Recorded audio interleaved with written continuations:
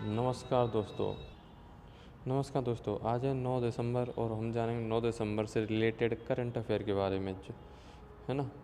आज आज का सेशन आपके लिए बहुत ही महत्वपूर्ण होने वाला है ना। चलते हैं क्वेश्चंस की तरफ। हाल ही में फोर्ब्स द्वारा जारी विश्व की 100 सबसे शक्तिशाली महिलाओं की सूची में कितनी भारतीय महिलाओं को शामिल किया गया है? तो फोर्ब्स द्वारा जारी विश्व की 100 सबसे शक्तिशाली महिलाओं में टॉप 100 में भारत की 6 महिलाओं को शामिल किया गया है। यह भारत के लिए बहुत ही गर्व की बात है ना। और अब जानते हैं इसके बारे में। तो फोर्ब्स द्वारा जारी टॉप 100 शक्तिशाली महिलाओं में भारत की 6 शामिल की गई हैं और इस सूची में फर्स्ट हैं यूरोपीय आयोग की अध्यक्ष उर्सुला वॉन डेर है ना। उर्सुला वॉन डेर यह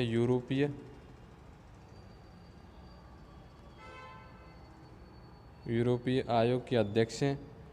ये फर्स्ट हैं विश्व में सबसे शक्तिशाली महिला ये बनी है ना। आयोग की अध्यक्ष हैं ये उर्सुला वॉन डेर।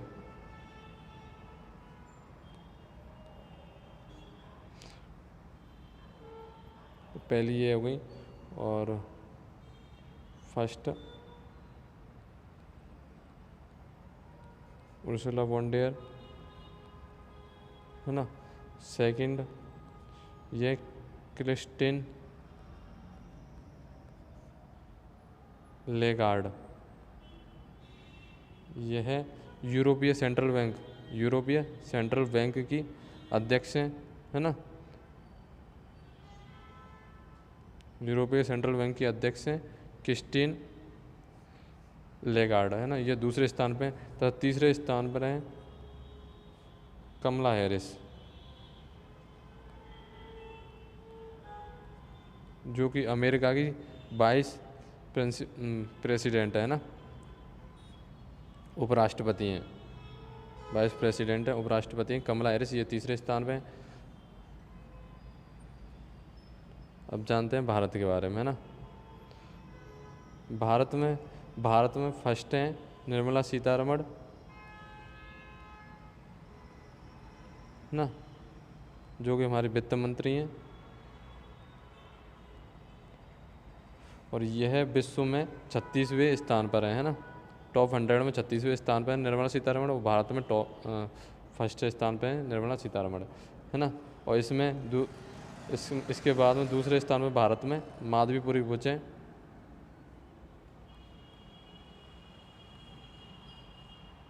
जो कि SEBI security exchange board of India है ना। सेबी के अध्यक्ष हैं माधवीपुरी बुच जो कि पूरे विश्व में 54 रैंक पे है ना।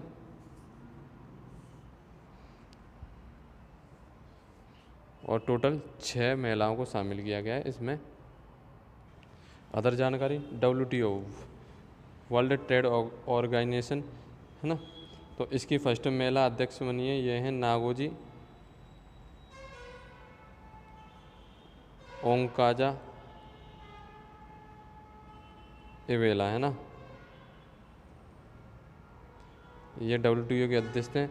इसकी स्थापना 1 जनवरी है ना 1995 में हुई थी। और इसमें कुल 164 देश हैं है ना। सदस्य देश हैं 164। और इसका हेडक्वार्टर जिनेवा स्विट्जरलैंड में है ना।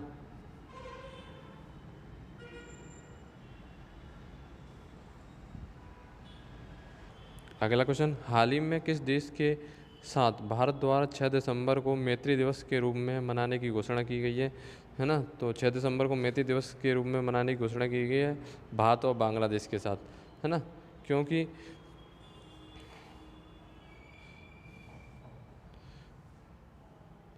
6 दिसंबर 1971 को ही भारत द्वारा बांग्लादेश को मान्यता देश के रूप में मान्यता दी गई थी, है ना, जब 6 दिसंबर 1971 में, है ना, भारत पाक युद्ध के समय, भारत पाक युद्ध हुआ था, जिसमें पाकिस्तान ने सरेंडर किया था, है ना, पाकिस्तान ने सरेंडर किया था और साइन भी किए थे।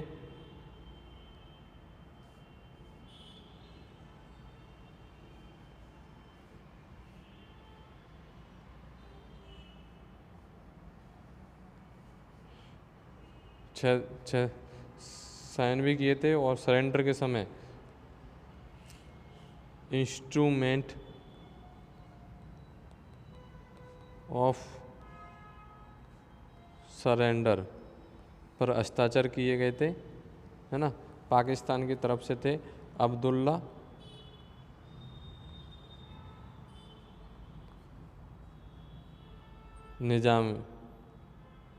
निजाजी, इन्होंने सरेंडर किया था और हस्ताक्षर भी किए थे, है ना, इंस्ट्रूमेंट ऑफ सरेंडर पे 1971 वॉर के समय।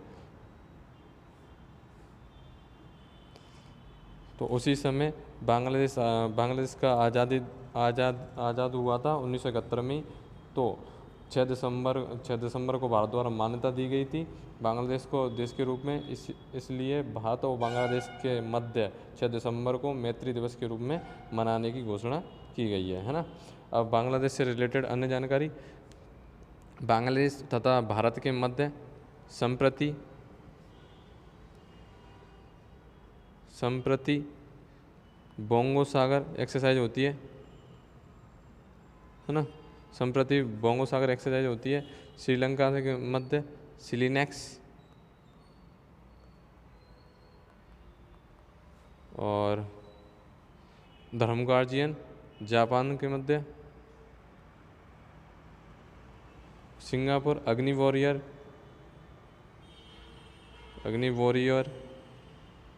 है ना, और सिम्बैक्स, ये एक्सरसाइज होती हैं सिंगापुर के मध्य, है ना। तो ये वो एक्सरसाइज हो गई, युद्धाभ्यास हो गए और इससे संबंधित अदर जानकारी हो गई, है ना। चलते हैं अगले क्वेश्चन। अगला क्वेश्चन, हाल ही में भारतीय नौसेना व यूएस नेवी सील के बीच संगम अभ्यास का आयोजन कहाँ हुआ है? तो हाल ही में भारतीय नौसेना तथा यूएस नेवी सील के बीच संगम अभ्यास संपन्न हुआ है। वह कहाँ हुआ है? तो ये हुआ है गोवा में, है ना। गोवा में संगम अभ्यास का आयोजन हुआ था गोवा में, है ना, जो कि नेवी नौसेना का अभ्यास है यूएसए तथा इंडिया के बीच में, है ना। अब यूएसए के साथ युद्धाभ्यास एक एक्सरसाइज, इसके अलावा युद्धाभ्यास, है ना, वज्र प्रहार,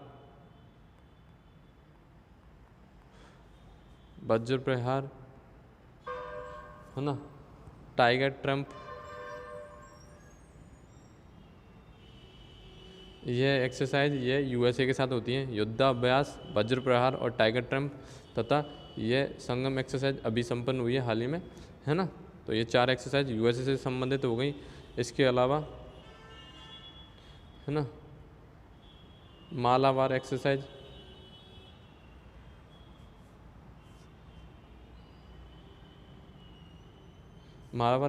ये है क्वाड देशों के मध्य होती है। क्वाड देश में 4 देश शामिल हैं, इंडिया, यूएसए, जापान तथा ऑस्ट्रेलिया, है ना। ऑस्ट्रेलिया, 4 देश हैं, इंडिया, यूएसए, जापान, ऑस्ट्रेलिया, ये क्वाड देश में शामिल है। और क्वाड देशों के मध्य मालाबार एक्सरसाइज होती है ना। और क्वाड 2022 की बैठक, है ना, ये जापान के टोक्यो में हुई थी, है ना, टोक्यो में संपन्न हुई, टोक्यो जापान में, क्वाड 2022 जापान टोक्यो। इसके अलावा ना I2U2 ये एक संगठन है जिसमें इंडिया, इजराइल, है ना, यूएसए तथा यूएई, इनका संगठन है। ये 4 देश हैं, है ना। तथा क्वाड, कई बार ये क्वेश्चन पूछ लिया जाता है, क्वाड तथा, है ना, क्वाड तथा ITU2 देश में कौन कॉमन है? तो इंडिया तथा यूएसए क्वाड तथा ITU2 संगठन में कॉमन है ना।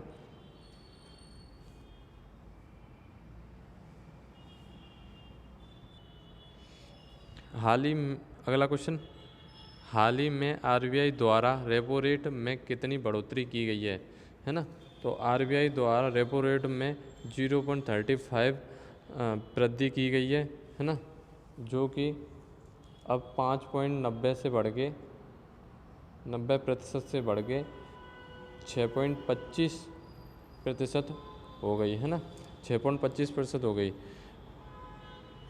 अब दोस्तों आपको आपके माइंड में ये सवाल आ रहा होगा कि ये रेपो रेट है क्या? तो रेपो रेट वह होती है जब कोई बैंक, है ना, जब कोई बैंक RBI से लोन लेने जाती है ना,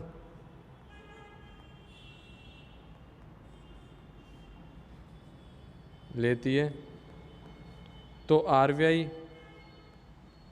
RBI जिस दर पर लोन देती है, जिस दर पर लोन देती है वही रेपो रेट है ना, वही उसी को रेपो रेट कहते हैं। मतलब कोई बैंक RBI से लोन लेती है तो जिस दर पर RBI बैंक को लोन देती है वही रेपो रेट होती है ना। और यह अल्पकालीन होती है, अल्पकालीन,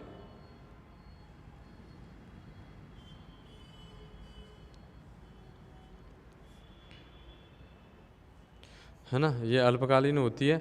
और तथा RBI द्वारा मौद्रिक नीति समिति की स्थापना 2016 में की गई थी, है ना, जो कि रेपो रेट का निर्धारण करती है ना, समीक्षा करती है 1 साल में 6 बार, मतलब 1 साल में 6 बार रिव्यू देती है। मौद्रिक नीति समिति, इसकी स्थापना 2016 में हुई थी, है ना। इसमें कुल सदस्य 6 होते हैं तथा इसका हेड RBI के गवर्नर होते हैं, जो कि इस समय शक्तिकांत दास हैं, है ना, शक्तिकांत दास हैं हेड, जो कि RBI के गवर्नर हैं, वही शक्तिकांत दास मौद्रिक नीति समिति के अध्यक्ष होते हैं, है ना। इसके अलावा RBI की स्थापना 1 अप्रैल 1935 में हुई थी, है ना, और यंग हिल्टन आयोग के सिफारिश पर की गई थी, है ना। और इसके पहले अध्यक्ष ऑसबॉर्न स्मिथ थे, ऑसबॉर्न स्मिथ, है ना, तथा फर्स्ट भारतीय CD देशमुख थे, है ना, फर्स्ट भारतीय CD देशमुख।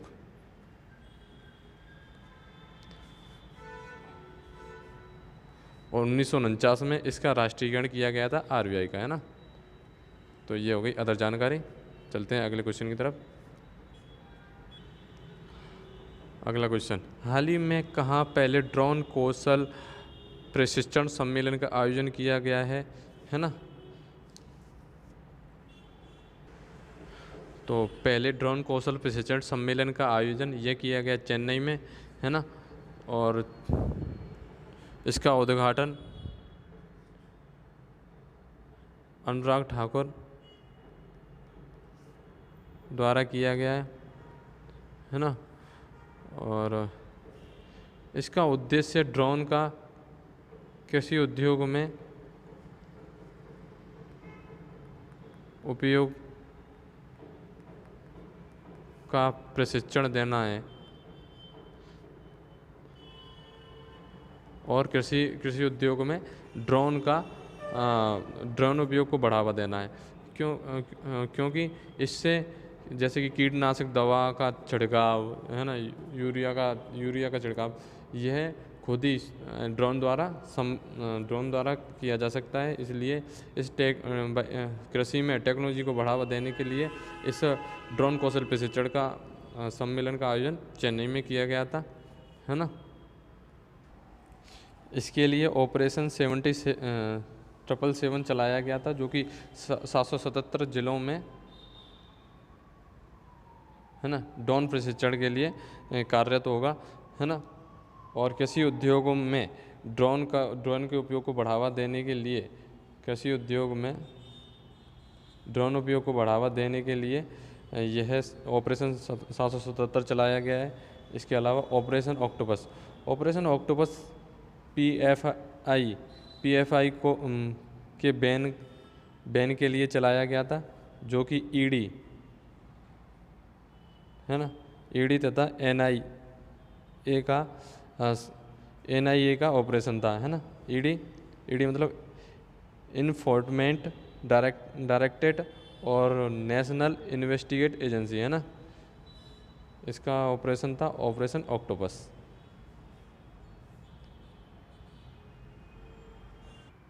आज का क्वेश्चन, हाल ही में जारी ग्लोबल एविएशन सेफ्टी इंडेक्स 2022 में भारत किस स्थान पे है? इसका जवाब कमेंट बॉक्स में ज़रूर बताएं, है ना। अपना फीडबैक ज़रूर दें, है ना। धन्यवाद। मिलते हैं नेक्स्ट वीडियो में।